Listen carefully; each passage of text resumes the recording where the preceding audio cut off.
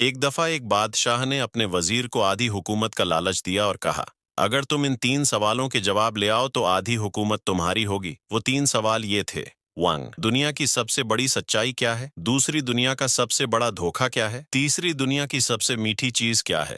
بادشاہ نے اپنے وزیر کو حکم دیا کہ وہ ان 3 سوالوں کے جواب ایک ہفتے کے اندر اندر بتائے، ورنہ اسے سزائے موت سنائی جائے گی۔ وزیر نے سب سے پہلے دنیا کی سب سے بڑی سچائی جاننے کے لیے ملک کے تمام عقل مندوں کو جمع کیا اور ان سے سوالوں کے جواب مانگے۔ انہوں نے اپنی اپنی نیکیاں بتائیں، لیکن کسی کی نیکیاں بڑی اور کسی کی چھوٹی نکلیں، مگر سب سے بڑی سچائی کا پتہ نہ چل سکا۔ اس کے بعد وزیر نے دنیا کا سب سے بڑا دھوکہ جاننے کے لیے تمام لوگوں سے چرچا کی۔ سب نے اپنی اپنی باتیں بتائیں، لیکن وزیر کا دل راضی نہ ہوا۔ آخر جب اسے جواب نہ ملا تو وہ بحث چھوڑ کر فرار ہو گیا اور چلتے چلتے رات ہو گئی۔ اسی دوران اسے ایک کسان نظر آیا جو زمین کھود رہا تھا۔ کسان نے وزیر کو پہچان لیا۔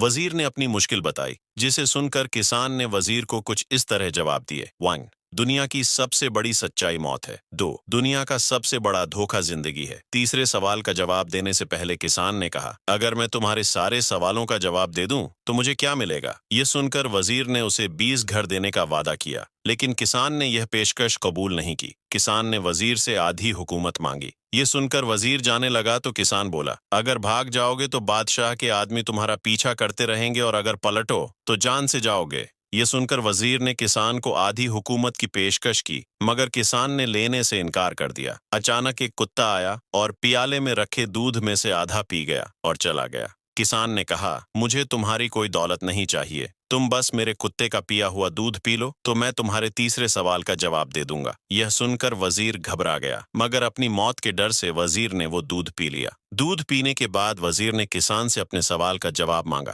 کسان نے کہا، دنیا کی سب سے میٹھی چیز انسان کا مطلب سوارتھ ہے، جس کے لیے وہ ذلیل ترین کام بھی کر جاتا ہے۔